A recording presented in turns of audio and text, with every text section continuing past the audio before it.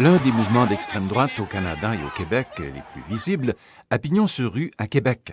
La Talente cache son discours d'ultra-droite par des gestes humanitaires, comme une campagne récente sur le web où elle se filmait en train de tendre de la nourriture aux démunis de la ville de Québec. Sur la vie, dans la campagne, tout est si tranquille. Et dans le noir, des sombres s'activent, elle colle des affiches. À leur risque et péril. À leur risque et péril. Mais si vous écoutez bien, les paroles scandent la radicalisation. Il y aurait tout au plus quelques centaines d'individus vraiment actifs dans ces mouvements de l'ultra-droite au Québec, principalement des skinheads néo-nazis. Mais combien sont-ils à partager leur idéologie? Très difficile à dire. Leur petit nombre a pris cependant une dimension plus importante sur la place publique depuis la tragédie de Charlottesville. Et les propos de Trump, ici aussi, catapultent ces gens vers une plus grande notoriété.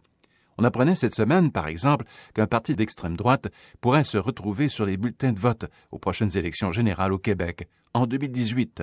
En fait, il ne manque qu'une poignée de signatures. On manque un peu moins de 20 signatures. On devrait les avoir en fin de semaine. On organise le dernier événement pour les signatures. Sébastien Poirier, fondateur du mouvement traditionnaliste du Québec, dit avoir réservé un nom de parti auprès du directeur général des élections du Québec. C'est sûr qu'ici, la situation au Québec n'est pas autant critique qu'en Europe. Par contre, on voit à long terme. Donc, on croit que c'est un système de défense qui a à mettre le plus rapidement possible. Poirier est d'avis que la culture québécoise est menacée par le nombre de migrants qui ne sont pas de la couleur de la majorité. Contre, en fait, l'arrivée massive de migrants, l'arrivée massive d'immigrants, en fait, d'un peu partout, qui menacent la culture. On parle pas nécessairement d'abolir l'immigration. Je sais que la presse a fait un article qui marginalise beaucoup plus que ce qu'on est en réalité. On vise plutôt à intégrer davantage les immigrants qui rentrent au pays et à filtrer davantage aussi l'immigration qui rentre. Ce sont les anciens racistes réformés qui comprennent le mieux l'impulsion nouvelle des groupes de l'ultra-droite, ici même au Québec, et comment le web vient galvaniser leurs énergies. Bon, déjà, la première chose qu'on voit sur la page de la Fédération des Québécois de souche, ils nous volent nos jobs, mais ils sont tous sur le BS. C'est le genre de comparaison douteuse que les racistes font à propos de l'immigration. Maxime Fizet est l'ex-fondateur du site web de la Fédération des Québécois de souche. Cet ex-suprémaciste collabore maintenant avec le Centre québécois de prévention de la radicalisation menant à la violence. Jamais ils vont parler en mal d'une ethnie. Ils vont utiliser en fait l'espèce d'arc-boutade logique en disant on n'est pas raciste, nous on est juste contre une religion, l'islam. Mais on constate, si on suit leur fil assez longtemps, qu'ils sont également antisémites, mais ils vont simplement s'en cacher. Ils ne tiennent pas non plus des propos qui sont ouvertement racistes. Ils vont chercher à édulcorer leur discours. D'ailleurs, c'est l'objectif que j'avais moi-même quand j'étais le chef de cette organisation-là. Édulcorer le discours pour le rendre plus politiquement correct. Ce qui est paradoxal parce qu'en même temps, ils dénoncent le politiquement correct. Et ils vont presque tous voter conservateurs. Certains vont voter pour le Bloc. Mais sur la scène québécoise, la CAQ est relativement populaire aussi. On voit d'ailleurs que Legault essaie de se positionner un peu comme un Trump soft. Il avait joué un peu là-dessus, puis il voudrait rouvrir la question de l'immigration.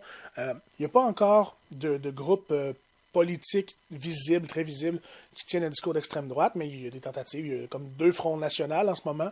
Il y a la Fédération des Québécois de souche. À Talente Québec, qui est un groupe de skinheads de la région de Québec, très, très actifs. Ils sont très visibles, font des vidéos de propagande. Ces vidéos-là circulent étonnamment beaucoup. Ce discours s'inscrit dans ce qu'on appelle du populisme de droite, donc c'est-à-dire ils ont toujours tendance à faire une dichotomie entre eux et nous. Francis Langlois est chercheur associé à l'Observatoire des États-Unis à la chaire Raoul Dandurand à l'Université du Québec à Montréal. Toujours cet aspect-là qui est très catastrophiste. Donc, il y a quelque chose qui arrive, il y a une crise, il faut agir maintenant. Il y a une victimisation assez forte aussi de la majorité. Donc, on est victime des autres, on est victime du gouvernement. Puis évidemment, dans tout bon discours populiste, il y a une vilification de l'élite, c'est-à-dire que l'élite politique, l'élite économique, peu importe, est toujours dans le tort. Donc, il y a toujours une espèce de complot de l'élite pour asservir la population, que ce soit par des réformes économiques ou encore par une immigration massive qui va faire descendre les conditions de vie de la population générale, des choses comme ça. Le mouvement d'extrême droite gagne en popularité au Québec et ces groupes se mobilisent devant l'arrivée de demandeurs d'asile. Des affiches anti-immigration avec le mot « clic » #rémigration ont fait leur apparition dans la ville de Québec. Tout le Québec, en fait, n'est pas immunisé contre la montée du radicalisme attisé par le populisme politique. Un reportage de Radio-Canada International.